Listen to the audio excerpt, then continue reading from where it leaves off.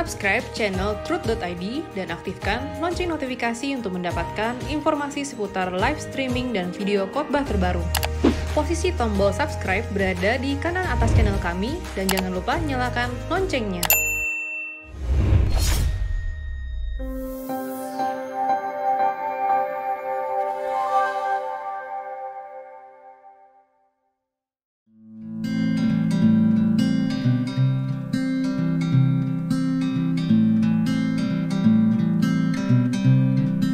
Shalom saudaraku, salam sejahtera dalam kasih Tuhan kita Yesus Kristus. Anda bertanya, Alkitab menjawab, episode 67. 0852871000 sekian. Salam Pak Erastus, saya adalah anggota jemaat dari salah satu gereja mainstream dari daerah saya. Ya. Bahkan mungkin sebelum GSKI berdiri, ya. Jadi sudah anggota jemaat salah satu gereja mainstream dari daerah saya. Ya. Terima kasih Bapak Erastus karena pengajaran yang Bapak ajarkan mengubah hidup saya, baik pola pikir saya maupun sifat-sifat dan karakter saya. Jadi 8 tahun sebelum GSKI berdiri. Sudah mengikuti, barangkali begini maksud kalimatnya. Jadi pengajaran Pak Erastus mengubah saya, baik pola pikir saya maupun sifat-sifat dan karakter saya. Walaupun saya menyadari masih banyak lagi yang harus berubah dalam diri saya dan saya harus berjuang untuk itu. Kalau mau jujur Pak, saat ini saya sudah tidak bisa dan tidak mau lagi mendengar khotbah atau pemberitaan firman Tuhan dari hamba Tuhan lain atau dari sumber yang lain selain dari Pak Erastus sendiri. Karena spirit atau gairah yang disampaikan dalam pemberitaan firman Tuhan berbeda dengan spirit atau gairah yang Pak Era sampaikan. Dan hal ini sedang saya alami ketika saya bergereja dan melakukan kegiatan ibadah di gereja saya. Saya merasa hanya formalitas saja karena tidak ada hal-hal yang baru dari setiap pemberitaan firman. Apa yang harus saya lakukan dengan situasi yang saya alami sekarang ini Pak? Baik, yang pertama, kita ke gereja bukan karena kita mendapatkan sesuatu, tapi kita bisa memberi sesuatu. Tetaplah di gereja itu untuk bisa menjadi berkat bagi mereka sepanjang yang Allah kehendaki. Di luar jam itu masih bisa mengikuti khotbah saya di YouTube. Jadi kita hadir di situ untuk menjadi berkat bagi mereka. Ya. Tuhan memberkati. Saya senang kepada penanya yang mau bergabung dengan saya. Puji Tuhan. 0818-751 sekian. Pak Eras, saya sering dengar khotbah Pak Eras dan banyak belajar tentang kematian. Saya mohon pencerahan untuk penghiburan keluarga yang ditinggal mati suaminya. Saya dan suami ada ziarah ke Israel tanggal 16 Februari 2020 sampai 24 Februari 2020. Jadwal pulang. Semua berjalan lancar dan ada ibadah setiap hari sampai tanggal 22 Februari adalah hari terakhir. Sesudah makan siang ke Laut Mati. Dan di sana saya dan suami masuk main di Laut Mati. Pas masuk airnya, kulit saya kena air garam itu langsung sakit-sakit dan baret-baret sehingga saya ajak suamiku naik untuk bilas. Tapi dia bilang dia mau ngapung sebentar. Pas saya bilas, suamiku terpleset lumpur sehingga keminum air garam cukup banyak. Selesai saya bilas, saya turun, saya ajak suami keluar dari laut itu. Dia sempat naik, tapi dia bilang minum air laut dan asin pahit. Langsung jatuh seperti stroke dan meninggal seketika.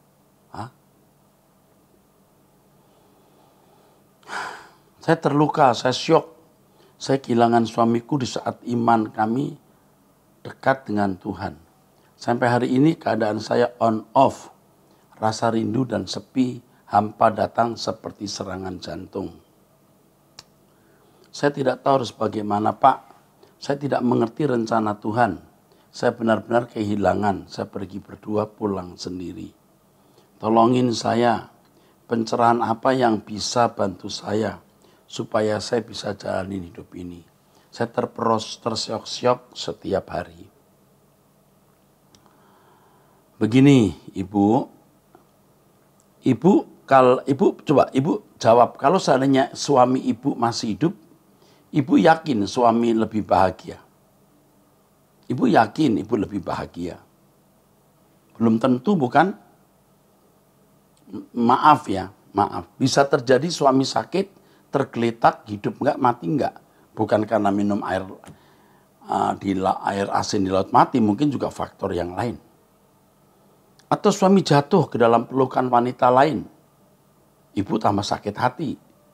Seperti peristiwa yang pernah terjadi, ada seorang anak meninggal, ibunya berdoa sungguh-sungguh dan anak itu bangkit kembali. Saya tuh lupa berapa usia anak itu ya.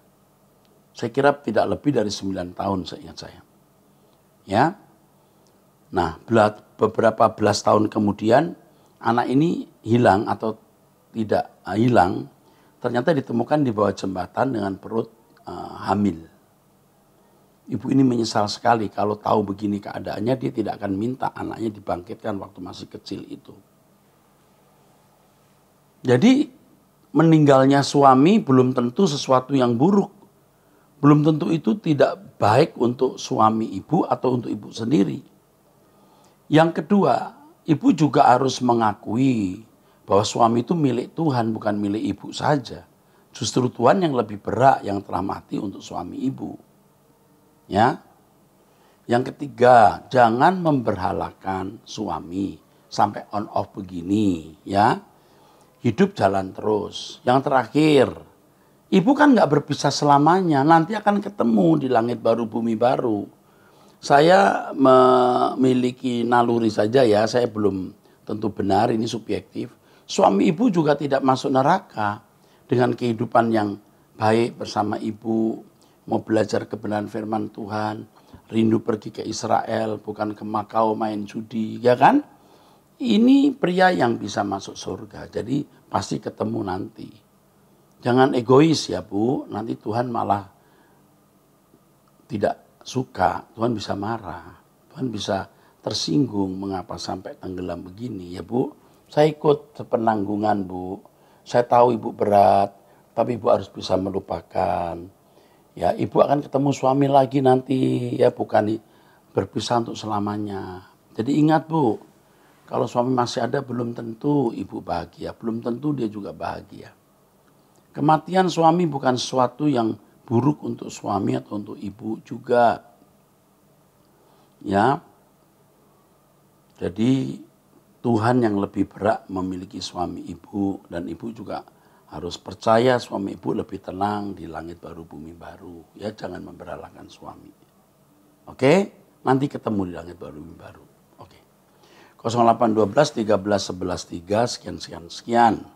Selamat Pak Eras, saya mau tanya gimana ya Pak kalau kita sudah nggak bisa mendengarkan khotbah orang lain, apakah kalau kita mendengarkan YouTube saja bersalah di hadapan Tuhan? Sedangkan kalau ibadah di tempat lain hati nggak sejahtera kok Pak. Kan nggak bisa dipaksa hati nurani kita. Apakah bersalah di hadapan Tuhan kalau tidak beribadah, sedangkan ibadah kan bukan di gereja? Thanks Pak. Ya betul.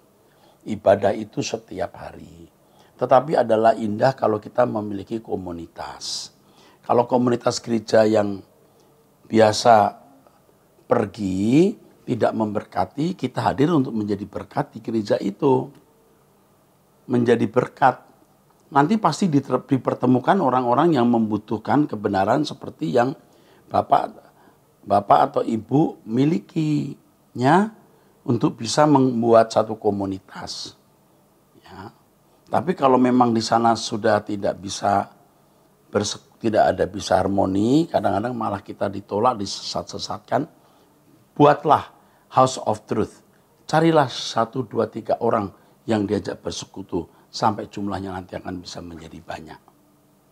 Oke? Terima kasih, Tuhan berkati.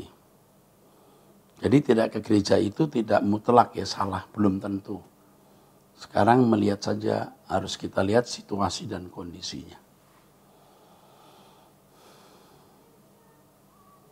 0813 771 85 sekian-sekian.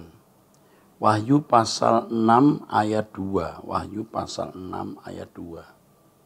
Ya. Wahyu pasal 6 ayat 2. Dan aku melihat sesungguhnya ada seekor kuda putih dan orang yang menungganginya memegang sebuah panah dan kepadanya dikaruniakan sebuah mahkota, lalu ia maju sebagai pemenang untuk merebut kemenangan.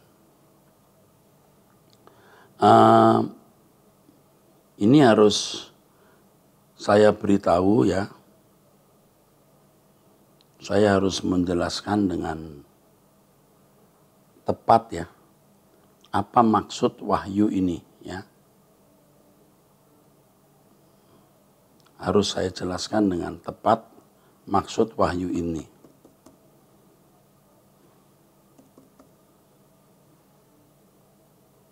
Wahyu pasal 6 ayat 2. Kita lihat dulu ayatnya ya. Oke. Aku melihat seorang mengendarai kuda putih tadi ya. Sebenarnya ini menunjuk kekuatan orang percaya yang mengubah Roma. Jadi dikatakan bahwa ia memegang anak panah itu dalam teks aslinya. Tokson itu artinya a bow, busur. Busur yang tidak memakai anak panah, busur saja. Jadi sebenarnya ini menunjuk kemenangan tanpa perang. Dan itulah kekuatan kekristenan putih yang menang, mengalahkan, menaklukkan Eropa tanpa kekerasan. Jadi kuda putih menunjuk gerakan kekristenan yang menunggang kuda dengan memegang apa tadi? Anak panah, tapi sebenarnya itu adalah busur, bukan anak panah dalam terjemahan aslinya. 0813 85 19 9 sekian-sekian. Salam Pak Erastus, terima kasih sudah jadi berkat bagi kami, saya, suami dan anak-anak. Di masa pandemi ini saya menjadi sangat tahu tentang ada keselamatan di luar Kristen. Karena ini menjadi diskusi yang hebat ketika saya menjadi mahasiswa di STT, bukan ekumene. Ya. Dan dosen, Dr. Pak Andri Chandra menjelaskan tentang kebenaran dari hal tersebut. Tapi banyak teman saya mengatakan saya sesat karena saya setuju dengan dosen saya tersebut. Dengan banyak saya mendengarkan pembelajaran dari Pak Eras, saya menjadi banyak tahu dan bisa menjelaskan ke teman-teman. Terima kasih. Oke, terima kasih juga ya.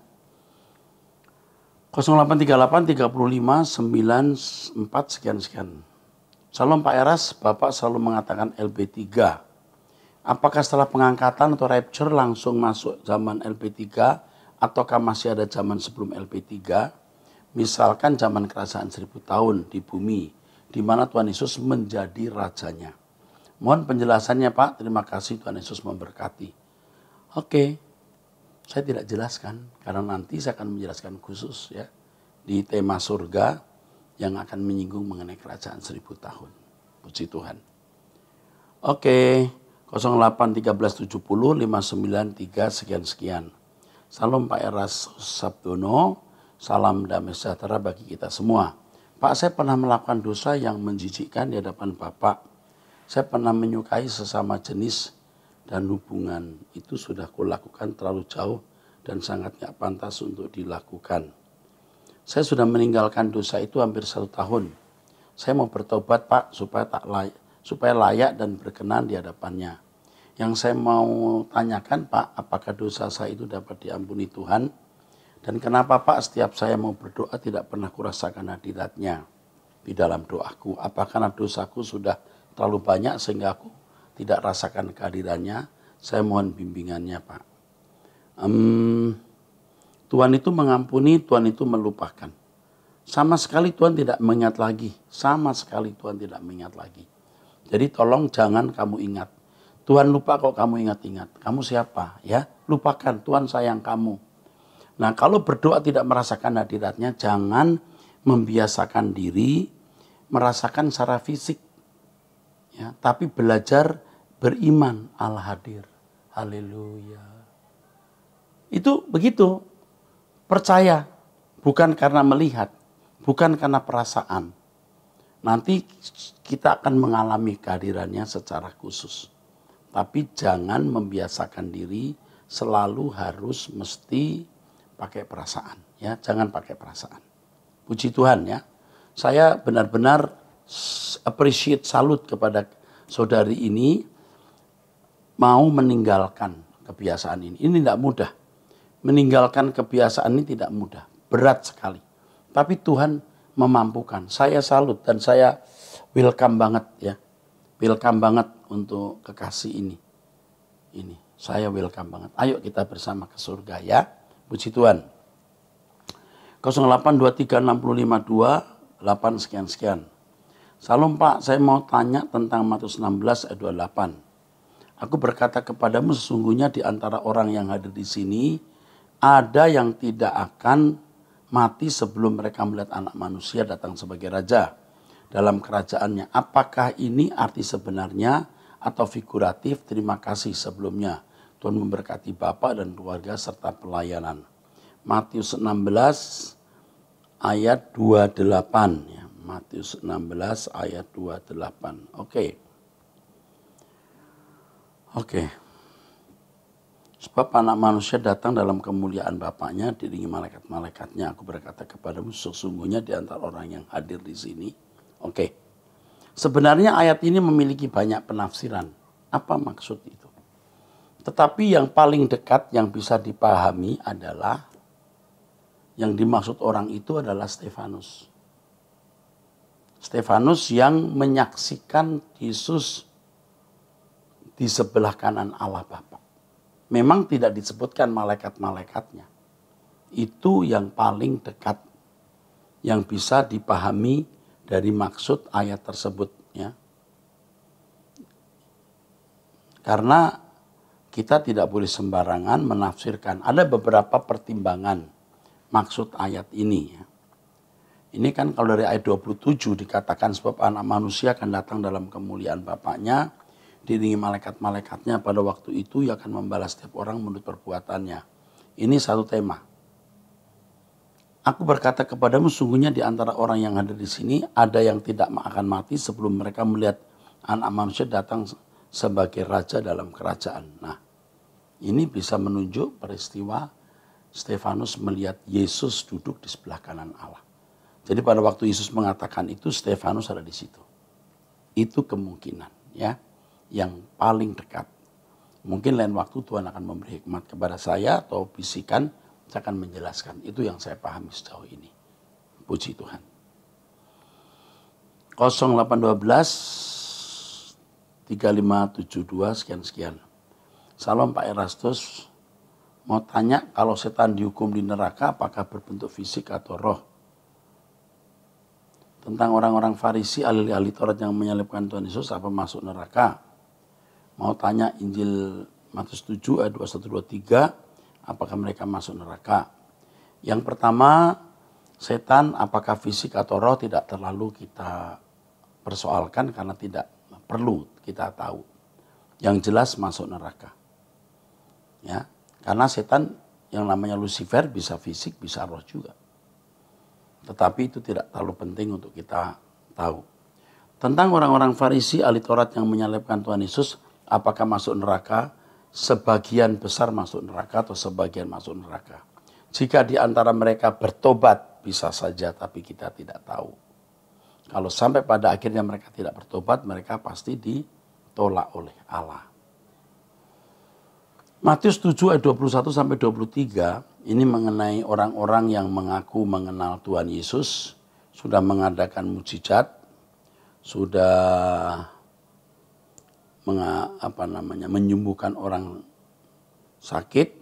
Yesus berkata, aku tidak kenal kamu. Nah, siapa orang-orang ini? Ya ini pasti hamba-hamba Tuhan yang sudah bernubuat, sudah mengusir setan, mengadakan banyak mukjizat. Apakah mereka masuk neraka? Ya, kalau dilihat dari bahasanya, enyahlah kamu, ini kemungkinan besar masuk neraka. Oke, 0813371900 sekian. Pak Eras yang baik, mengapa Matius 18 ayat 7, mengapa Matius 18 ayat 7, Tuhan Yesus mengatakan bahwa penyesatan harus ada. Oleh karena itu saya hanya mau bertanya kepada Pak Eras saja. Mungkin Pak Eras tahu alasannya. Tolonglah kami tidak mau kalau pengikut Pak Eras tidak waspada hal ini. Maksudnya adalah bahwa iblis itu ada, penyesatan pasti ada. Jadi ini peringatan adanya penyesatan itu. Seri khotbah yang terbaik bagi saya adalah penginjilan yang benar. Sebaiknya ini yang dibuat berseri karena banyak pembicara lebih suka kepada PL dan mundar-mandir tidak jelas. Saya pikir PL itu adalah landasan saja. Anggur yang baru harus diisi dalam kantong kulit yang baru. Buatlah satu seri khotbah tentang hal ini. Saran saya, bukukan seri Anda bertanya Alkitab menjawab dalam 2 bahasa. Bahasa Indonesia, bahasa Inggris. Tiap 50 episode jadi satu seri. Kami siap jadi agen pemasaran. Kami selalu doakan Pak Eras, thank you so much and keep moving. Mengapa harus mengalami up and down? Aduh. Halo. Yang bertanya dari Kupang. Jadi penyesatan harus ada karena ada kuasa gelap dan ini peringatan kepada Tuhan. Peringatan Tuhan Yesus kepada kita.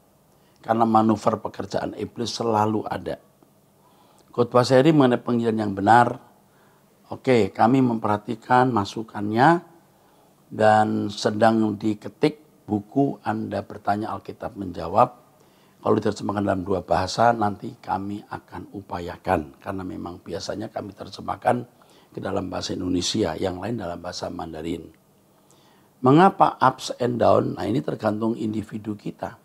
Kita harus memiliki komitmen yang bulat. Jadi jangan kita bertanya lagi mengapa saya ups and down. Tapi aku tidak mau down. Kalau mengapa nanti kita jatuh bangun lagi. Seakan-akan keadaan membuat kita ups and down. Seakan-akan kita tersandera tidak bisa tidak pasti ups and down. Padahal kita bisa tidak down. Kita memilih tidak. Jam doa diperkuat, mendengar YouTube khotbah, bergaul dengan orang yang seiman dan punya komitmen yang selalu diupdate. Komitmen yang selalu dibaharui. Ya, puji Tuhan. 0815 752 57 sekian. Terima kasih Pak Erasus, pertanyaanku sudah dijawab dalam episode 35 Abam. Tapi maaf, aku masih mau bertanya tentang hal itu. Bukan mengajak berdebat. Karena saya hanya ingin benar-benar mengerti tentang apakah orang yang telah memilih menjadi Kristen boleh hanya menjadi orang baik. Maaf kalau orang tersebut berkebutuhan khusus atau tidak bisa baca tulis. Mungkin atau umur kekristenannya masih seumur jagung dan sudah meninggal dunia. Atau Tuhan kita Yesus Kristus sudah datang. Bisa Pak hanya menjadi orang baik dan diterima menjadi anggota masyarakat. Kalau yang saya ngerti di Injil hanya mengajarkan sebagai orang Kristen hanya memiliki 2 pilihan. Hidup sekutu salib atau seteru salib. Oke, saya jawab dulu mengenai sekutu salib atau seteru salib. Kita harus melihat di dalam Alkitab itu konteks. Di dalam Alkitab dikatakan ya, dengan air mata Paulus mengingatkan adanya orang-orang yang menjadi seteru salib Kristus ya. Seteru salib Kristus. Nah, kita melihat ya, di dalam Perjanjian Baru itu di dalam Filipi pasal 3 ayat 18, karena seperti yang telah kerap kali kukatakan kepadamu yang kunyatakan pula sekarang sambil menangis, banyak orang yang hidup sebagai seteru salib Kristus. Ada banyak orang yang hidup sebagai seteru salib Kristus. Jadi orang-orang yang bertentangan dengan salib. Makanya kalau mengikuti khotbah saya atau seminar saya mengenai keselamatan di luar Kristen, kita melihat ada orang yang menolak sampai tingkat membenci, tidak menerima karena tidak tahu, atau tidak menerima karena memang bukan umat pilihan. Ya, dan tidak bermaksud memusuhi. Dan itu fakta kita bisa melihat ya. Yang tidak kita melihat bagaimana Tuhan Yesus mengatakan ya bahwa ada orang-orang yang memang tidak memusuhi orang percaya, dan segelas air putih yang diberikan kepada orang percaya ya tidak akan hilang. Jadi kalau ada sekutu salib bukan berarti lalu ini kalau ada seteru salib Kristus, pasti hanya sekutu dan seteru. Nggak bisa begitu. Ada seteru, tapi ada yang tidak berseteru. Ya. Tetapi tidak menjadi umat pilihan. Makanya harus mendengar secara teliti pembahasan saya keselamatan di luar Kristen yang 7 seri itu. Ya. Jadi tidak boleh melihat sepotong-sepotong. Lalu mengenai orang-orang yang disable atau orang-orang yang memiliki kebutuhan khusus atau yang cacat. Tuhan itu menuntut banyak orang yang diberi banyak. Menuntut sedikit orang yang diberi sedikit. Memang ada orang yang ditentukan tidak mendengar Injil. Ada yang ditentukan untuk tidak punya platform yang benar. Tapi ada orang yang mendengar Injil. Yang mendengar Injil itu bisa sungguh-sungguh sampai tingkat menjadi anggota keluarga Allah, tapi baik saja menjadi anggota masyarakat. Lalu yang ketiga, ya menolak. Jahat, Kristen jahat ini masuk neraka. Jadi kalau orang diberi satu porsi yang memang tidak mampu bisa bertumbuh karena cacat mata, cacat telinga, cacat yang lain, ya tentu Tuhan tidak menuntut dia. Nah, satu lagi yang mungkin Anda akan kaget kalau saya bicara, tapi berhubung ada pertanyaan ini terpaksa saya menjawabnya. Surga itu masih pemerintahan. Kalau pemerintahan ada pengaturan yang saya pahami, Anda boleh terima boleh tidak, bahwa di surga itu nanti ada pembinaan lagi, ada pengembangan lagi. Mereka yang di dunia ini cacat, nanti di sana sudah tidak cacat lagi, tapi perlu ada pengembangan dan pembinaan. Kalau misalnya ada orang di atas gunung, orang baik-baik tapi tidak maju atau manusia yang hidup di zaman batu. Nah itu pasti waktu masuk di dunia akan datang ada pembinaan lagi. Namanya juga kerajaan atau masyarakat. Ya. Baik, hal ini tolong untuk penanya tolong lihat dengan teliti apa yang saya sampaikan di seminar selama 7 sesi itu. Tapi kalau nanti masih kurang jelas bisa nanya lagi. Seteru salib adalah mereka orang Kristen yang hidupnya sama dengan dunia. Karena Roh Kudus dimeteraikan dalam hati yang menuntun pada seluruh kebenaran dan Injil diberikan atau ditinggalkan oleh Tuhan Yesus bagi orang Kristen. Allah masih membimbing kita karena penyesatan itu tidak selalu bertentangan secara ekstrim dengan ajaran Alkitab seperti yang Pak Eras berikan jawaban. Bahwa kesehatan yang ekstrim misal mengajar untuk minum racun baru nggak bisa sekalipun hanya menjadi anggota masyarakat. Tapi soal minum racun saya tidak mengajarkan ya. Ekstrimnya bukan cara begini. Karena jika ini kebenaran boleh hanya menjadi orang baik. Orang banyak memilih hidup hanya untuk menjadi orang baik saja cukup. Ada tertulis Injil, siapa yang mengasihi dunia dia menjadikan dirinya musuh Allah. Kita harus melihat fakta ada orang-orang non-Kristen yang tidak mengasihi dunia. Mereka bisa meninggalkan dunia, hidup menyepi, ya kalau orang kejawen, kalau orang-orang agama lain bisa rela tidak menikah, makan hanya sayur, tidak berhak memiliki harta. Apakah mereka itu dikatakan tidak mengasihi dunia? Bisa. Tapi apakah mereka itu berkenan kepada Allah? Kita tidak tahu. Karena sikap batin mereka bagaimana. Tetapi kalau orang percaya itu di dalam Yakobus pasal 4. Itu harus dibaca jangan hanya ayat yang keempat. Baca dari ayat 1. Yakobus harus dibaca dari ayat yang pertama. Ya. Kalau tidak mengasihi dunia musuh Allah. Benar. Tetapi kita harus lihat dari ayat yang pertama. mengenai sengketa, perkelahian, berdoa, tidak dijawab, membunuh. Ini lihat ya, jangan hanya sampai di ayat yang keempat. Kita tidak bisa membantah kenyataan orang-orang Kristen yang tidak sempurna tapi tidak mencintai dunia juga. Nah, sebenarnya di sini setiap individu memiliki keunikan. Keunikan yang kita tidak bisa menilai satu persatu.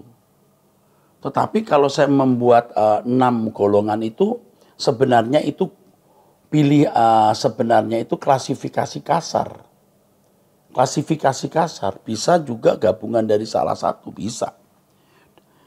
Antara orang baik dan kalau orang Kristen dimuliakan bersama Yesus. Ini batasnya juga tipis ini. Di antara orang baik yang baik sekali lalu yang baik mendekati jahat, ya tipis. Nah, di sini juga banyak misterinya, tetapi kita melihat peta besarnya, ya, peta besarnya. Yang penting pengajaran itu harus memiliki implikasi. Kalau saya menjelaskan hal ini, implikasinya apa sih? Berulang-ulang saya menyampaikan. Kalau saya bicara soal keselamatan di luar Kristen, saya ini bukan mau mengurusi orang di luar Kristen. Mau apa? Tetapi saya mau menekankan kenyataan bahwa orang Kristen dipanggil sempurna seperti Bapa dan serupa dengan Yesus. Itu yang penting. Jadi kalau saya menegaskan ini, jangan lupa, harus diingat. Jangan saudara pikirannya menuju kepada yang lain. Nanti penjelasan saya yang penting ini jadi bias. Jadi kalau saya mengatakan berulang-ulang saudara bahwa kalau saya menjelaskan mengenai keselamatan di luar Kristen, saya itu tidak mempersoalkan terlalu detail sebenarnya. Orang Kristen itu bagaimana, orang di luar Kristen bagaimana. Tetapi saya mau mempersoalkan bagaimana orang Kristen yang dimuliakan bersama Yesus. Kalau mau membagi secara lebih kasar lagi, saya mau membagi begini. Satu, orang yang menjadi anggota keluarga kerajaan surga. 2, menjadi anggota masyarakat. Siapa mereka ini? Saya bisa berkata orang Kristen yang baik. Atau orang-orang di perjanjian lama yang baik. Cukup. Tapi karena saya memahami lebih detail untuk membantu, saya mencoba menjelaskan. Dan ini menjadi masalah ketika saudara lepas dari penjelasan utama saya bahwa bicara mengenai keselamatan di luar Kristen, utamanya adalah kita harus menempatkan diri sebagai manusia yang sempurna seperti Bapa dan serupa dengan Yesus. Sebab jika tidak, maka kita terperosok pada kehidupan Kristen yang wajar. Ini masalahnya. Ya. Baik. Jadi kalau ada orang Kristen, wah saya jadi anggota masyarakat saja. Oh silahkan, tapi saya tidak yakin orang-orang seperti ini menghormati Tuhan. Kecuali memang tidak tahu. Banyak orang Kristen yang pengertiannya tidak mendalam. Jadi kalau orang Kristen memang nuraninya baik, mendengar kebenaran ini, wah saya mau. Tetapi mendengar kebenaran ini malah berkata, saya tidak mau jadi anggota masyarakat. Yang begini-begini menurut saya bahaya. Tapi saya tidak bisa menghakimi sampai seberapa bahayanya. Siapa yang mengasihi dunia, dia menjadikan dirinya musuh Allah. Ini bukan di Injil, ini di tulisan Yakobus ya. Ada tertulis di Injil, tetapi ini bukan Matius, Markus, Lukas, Yohanes, tetapi ini dalam Yakobus pasal 4 ayat yang keempat, yang konteksnya dari ayat 1 mengenai orang yang selalu haus, mau memuaskan diri sendiri, memuaskan hawa nafsunya. Kalau perlu membunuh, kalau tidak dituruti keinginannya. Tolong penjelasannya Pak, maaf karena ini sangat penting bagi kita dan anak-anak kita ke depannya. Makasih. Pak, saya harap Pak Eras masih berkenan menjawab. Oh pasti. Yang ini pun nanti tanya lagi, saya masih bersedia ya. Saudara tanya, saya masih bersedia. Saya berharap Bapak Ibu kalau bertanya di WhatsApp, jangan lempar juga ke SMS. Kalau ke SMS jangan ke WhatsApp juga, jadi nanti bingung. Harus salah satu. Baik saudara sekalian, kita akan lanjutkan di episode mendatang. Tuhan memberkati.